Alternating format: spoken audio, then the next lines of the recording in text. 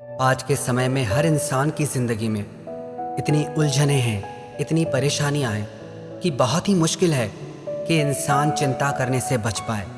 बहुत ही कम लोग होंगे ऐसे जिन्हें कोई चिंता नहीं होगी, जो अपनी ज़िंदगी बिल्कुल चिंता से मुक्त होकर जीते होंगे। वास्तविकता में आपको पता है चिंता क्या है? चिंता है आपके मन की अशांति, आपके मन की बेचैनी। चिंता 2.5 अक्षर का शब्द है, ची-न-ता। च शब्द का अर्थ है चैन चुराने वाली, न शब्द का अर्थ है नकारात्मक सोच देने वाली, और त शब्द का अर्थ है तबाही मचाने वाली, आपके मन में और आपकी जिंदगी में। कबीर दास जी ने भी कहा है, चिंता ऐसी डाकिनी जो काट कलेजा खाए, वैद्य बेचारा क्या करे कहाँ तक दवा लगाए। कबीर दास जी कहते हैं चिंता ऐसी है जो आपके कलेजे को टुकड़े टुकड़े करके काट काट के दिन रात हर पल उसे खाती रहती है। किसी इंसान को एक ही बार में मार दिया जाए तो बहुत आसान है, लेकिन उसे तिल तिल करके मारा जाए, उसे टुकड़े टुकड़े करके मारा जाए तो उसे कितनी तकलीफ होती है।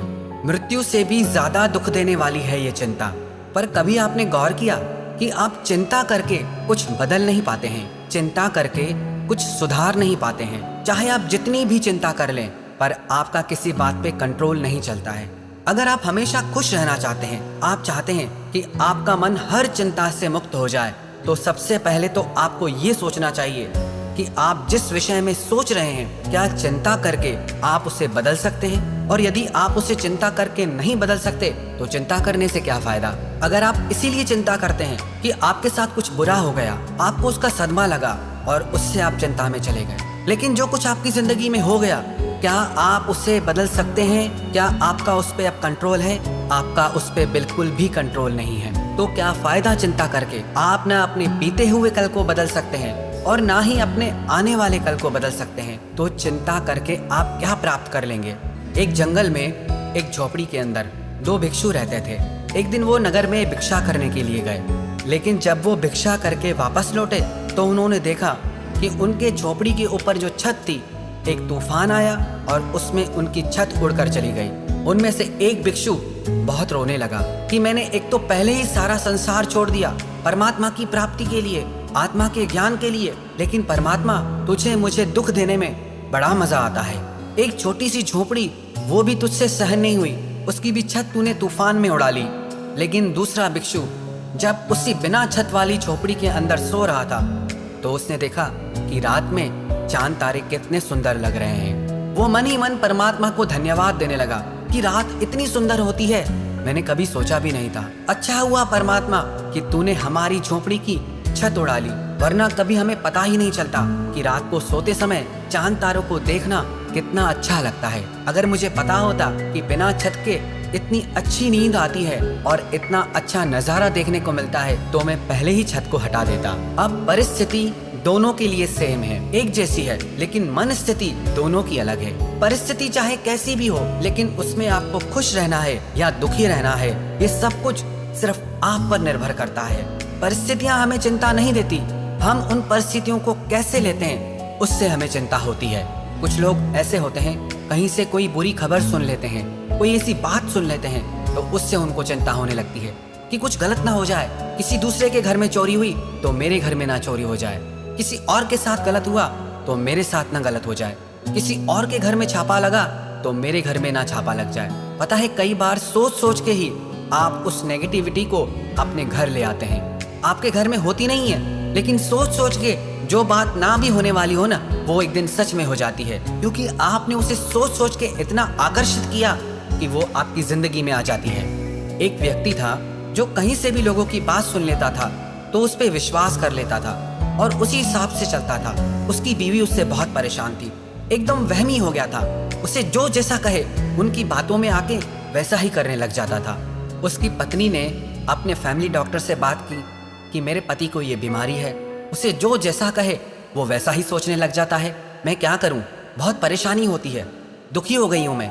तो उस डॉक्टर ने एक सलाह दी उसे कि जैसे जैसे मैं कहता हूं वैसे वैसे करती जाओ। जैसे ही ये सुबह को उठे तो तुम उसे कहना कि आज बहुत बीमार लग रहे हो, थके हुए लग रहे हो, और यही बात नौकर को भी कहनी है, यही बात जो तुम्हारा वॉचमैन है उसे भी कहनी है, जो तुम्हारा ड्राइवर है उसे भी कहनी है। जब वो ऑफिस पहुंचे अपने, तो वहां के लोग भी उसे वही बात कहें। तो उसकी पत्नी ने कहा ठीक है।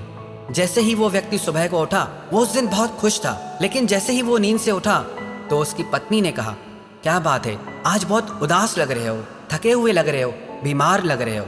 उसके पति ने सोचा, मैं तो बहुत खुश हूँ, लेकिन मेरी पत्नी ऐसा क्यों कह रही है कि मैं बीमार लग रहा हूँ। फिर उसने आईने में शक्ल देखी तो मन में सोचने लगा कि हाँ, मुझे भी थोड़ी मेरी तबीयत ठीक नहीं लग रही। जैसे ही वो नहा धो के तैयार होके आया तो नौकरों ने भी यही बात कही कि मालिक, आज आप बीमार लग रहे हो, क्या बात हो गई है। जब वही बात नौकरों ने भी कही तो उसका विश्वास पक्का होने लगा।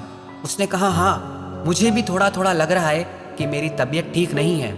जैसे ही वो कार में बैठा तो वही बात ड्राइवर ने भी कही कि क्या बात है मालिक, आज तो आप बहुत ज़्यादा बीमार लग रहे हैं। तो उसने भी कहा, हाँ, मेरी आज तबीयत बहुत खराब लग रही है। जैसे ही वो अपने घर के गेट से निकल रहा था तो उसके वॉचमैन ने भी वही बात कही कि मालिक, आप आज इतने बीमार लग रहे हैं, ऑफिस कैसे जा रहे हैं। वो बोला, क्या करूं, ऑफिस तो जाना पड़ेगा, लेकिन मेरी तबीयत बहुत खराब है। जैसे ही वो ऑफिस पहुंचा, ऑफिस के सारे लोगों ने यही बात कही कि इतनी बीमारी में भी आप ऑफिस कैसे आ गए। उस इंसान के मन पर उन सब की बातों का इतना असर हुआ कि वो खड़ा नहीं हो पा रहा था, और उसको 2 लोग पकड़ के वापस कार में छोड़ने आए और ड्राइवर उनको पकड़कर घर लेकर आया। शाम को उनका फैमिली डॉक्टर घर आया। उसने उनकी तबीयत चेक की और उनसे कहने लगा, आपको कोई बीमारी नहीं है। वो व्यक्ति कहने लगा कि नहीं, मैं बहुत बीमार हूँ, मुझ में खड़ा रहने की भी ताकत नहीं है। फिर उस डॉक्टर ने उन सारे लोगों को बुलाया, सबको इकट्ठा किया और वो सारी हकीकत उस व्यक्ति के सामने रखी। जब उसने ये सारी बातें सुनी तो वो बहुत हैरान हो गया कि इन सब लोगों ने जो झूठ मेरे मन में डाला, मैंने उसे सच मान लिया। जो बातें मैं सुनता रहता हूँ उन्हें सच मान लेता हूँ, और उसकी वजह से मैं हमेशा चिंता करता रहता हूँ, और उसकी वजह से मैं हमेशा डरता रहता हूँ। और पता है ये कहानी किसकी है? ये कहानी हमारी है। हम भी बेवजह डरते हैं, हम भी बेवजह चिंता करते हैं। कुछ सुन लेते हैं तो डर जाते हैं, कुछ देख लेते हैं तो चिंता में पड़ जाते हैं। हमारा डर, हमारी चिंता सच नहीं है। अगर हम इतनी सी बात को समझ जाएं कि जिस बात के बारे में हम चिंता कर रहे हैं, इतना ज्यादा सोच रहे हैं, वो सच नहीं है, ना ही वो सच होने वाला है। जो हुआ ही नहीं है उसको सोच सोच के क्यों चिंता करना, और जो गुजर चुका है अब उसकी भी क्या चिंता करना। किसी भी परिस्थिति में चिंता आपकी जिंदगी में किसी भी प्रकार का लाभ नहीं दे सकती, किसी भी प्रकार की खुशी नहीं दे सकती।